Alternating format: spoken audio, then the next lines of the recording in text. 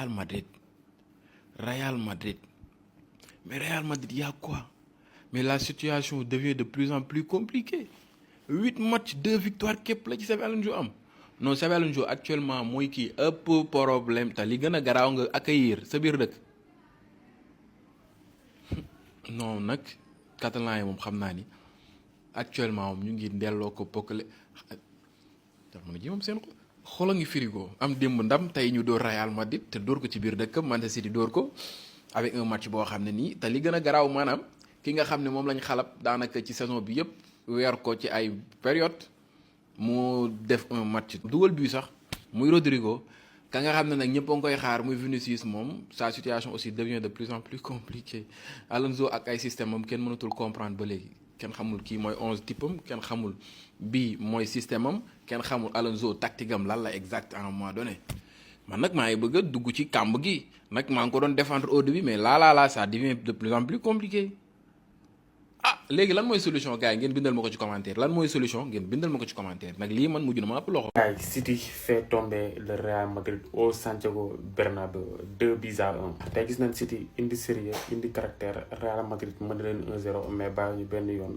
remonter Real Madrid après gérer seen benn bi avec un très grand match de Rodrigo enfin il marque un but après 30 matchs xaw ma Rodrigo ko jël na dugal depuis match Real Atlético Madrid en Ligue des Champions saison passée dëgg yoon dugal et presque laay wax presque passeur décisif parce que passe bi mu passe Bellingham xaaj yi feinte mën ni kuy dóor passe Bellingham raté occasion boobu noonu loolu presque passe décisif la woon donc très grand match de Rodrigo mais voici l'action du match Rudiger Alan Rudiger à chaque fois bu disaan dese ak Alan daawut nooy voilà loolu tey nag malheureusement loolu moo ko rey daa bëggoon marqué Alan keroog du ko may mu nooy mais action bi boo xoolee puis yaa penalty yaa peno parce que bal bi si Alan la doon ñëw Rudiger langaamu Alan rek bi tiré penalty logique donc Real Madrid perd à domicile. Rudiger mi est-ce que nit la gars yi Rudiger mi est-ce que nit la kii nit la yow Rudiger bi pa mais mën naa d'accord jour bu con jour bu dof mais pas à ce point jour mënul dofee nii nit mënul dofee nii à ce point allahu akbar billaahi xaw ma ndax Xabi Alonso day dem xaw ma du dem mais war na yàlla kii warul maam kii billaahi Xabi Alonso waru kaa jëkk kii club bi billaahi non kii jeexal na sama xol bi Antonio Rudiger jeexal na xolu Madrid leen yëpp billaahi kii mooy mbaam rek non musuma waxee nii jour mais billaahi lii daf maa yéem ci yàlla lii daf maa yéem Antonio Rudiger match bu Real Madrid maîtrisé mu ne 1-0 erreur am ñu ñëw 1-1 nga def penalty bu bête à ce point penalty bu Rudiger du ma wax yàlla na suñu àqatale mais billaahi lii duma la ko baal wallahi azim Rudiger jeexal nga suñu xol Rudiger jeexal na suñu xol imagine leen woon Rudiger su deful woon erreur boobu noonu ba Real Madrid jàppaat City yàlla baax na sama xol bi jeex na wallahi azim. non gars yi je pense que Rudiger place am si naari la nekk quoi Rudiger temps lam toobul arabia mais ba ngeen gisee charnière Rudiger Asensio ngeen waroon a xam ne tey Real Madrid ça va pas passer parce que charnière boobu noonu man je me dis que ne techniquement ils sont pas là. football ñoom pour ñoom bëkkante kese la quoi def ay duel wala def affaire dof non franchement incompréhensible la faute de Rudiger pourquoi faire liggéentuwul marquage bi avant le ballon même bal bi avant muy dépasse liggéentuwul marquage moom affaire duel la doon def Alan bal bi départ aussi mu continuer si affaire dofam yow ba def penalty et aujourd'hui dañ naan dañuy daax Xabi Alonso mais je pense que je vais dire que c'est pas logique c'est dommage Xabi Alonso ñu koy daax si match boo xamante ne nii il n'avait plus ses atouts en défense il y avait plus rien dafa bricolé football ay joueurs yoo xamante ne nii certainement duñ ay titulaire t'as ton meilleur joueur sur le banc Kylian Mbappé qui va pas jouer c'est vraiment compliqué et aujourd'hui Manchester City en a profité victoire de Citizen 2-1 et qui passe devant le Real Madrid avec 13 points au classement je pense que nag actuellement c'est durant 2 matchs au Bernabéu et 2 défaites c'est vraiment compliqué. +3 alhamdulillah gars yi 90 minutes yàgg na maanaam match bi comme une journée comme 2 jours comme 48 heures alhamdulillah gars yi on a gagné à Bernabéu match bu metti woon torop tellement compliqué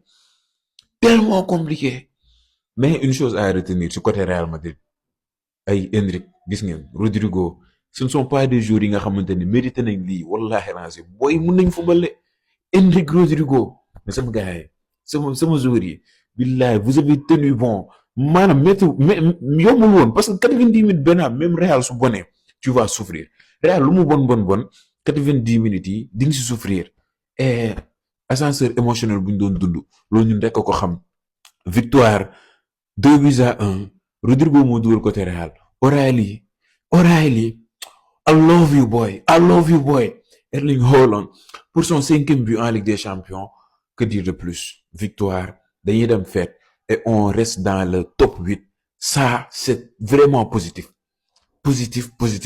joram seen xalaat noonu la ko gisee ba beneen incha allah cœur sur vous. est-ce que xam ngeen ne Real Madrid ndeysaan ñoom de perte nañ 2-1 contre équipe bi nga xamante ne moom moo di Manchester City ci li nga xamante ne nii moom moo di 6e journée wu phase de ligue li nga xamante ne moom moo di UEFA Ligue des Champions 2025-2026. Terminé, défaite 2-1. Voilà, City moo gagné Real Madrid 2-1 Bernabéu. Et j'espère qu'aujourd'hui, di ngeen jégalu Xabi Alonso. Nous, on vous a dit tout le temps que Xabi Alonso n'est pas le problème. Mais les joueurs, wax naa leen ko fii, les joueurs choisissent leur match. Malgré tous les absents, pour moi, on a fait un très bon match. On prend des buts sur des erreurs pitoyables. Courtois kenn mënu ko wax dara ndax moom bu la yàqale benn bi mën na arrêter 5 buts ci match bi voilà premier bi gis nañ da doon jàppal ba bi rëcc ko ju dugal ñu deuxième bi le gars le fou comme d'habitude Rudiger moo fi sës moo tax mu taxaw et il fait ses genres de faute alors que Rodrigo vient de marquer son premier but depuis je ne sais quand ngeen yàqaloo comme ça kii wam quoi du n'importe quoi, vraiment du n'importe quoi. Mais on a fait un bon match. Pour moi, on a fait un bon match. Maintenant, qu'est-ce qui s'est passé? Manque d'efficacité avec des attaquants qui ont Vinicius Tay, pitoyable, catastrophique. Maintenant, les nekk fi benn jour te maa ngi ñëw ci moom catastrophique match. Alors que Mbappé nekk fi ci yow lan waroon a compter, tu passes complètement à côté de ton match. Au milieu de terrain, c'était cool. Parce qu'on arrivait à se trouver, voilà, nous avons trouvé carrément combinaison, mais au final, à chaque fois que nous avons occasion de but, raté.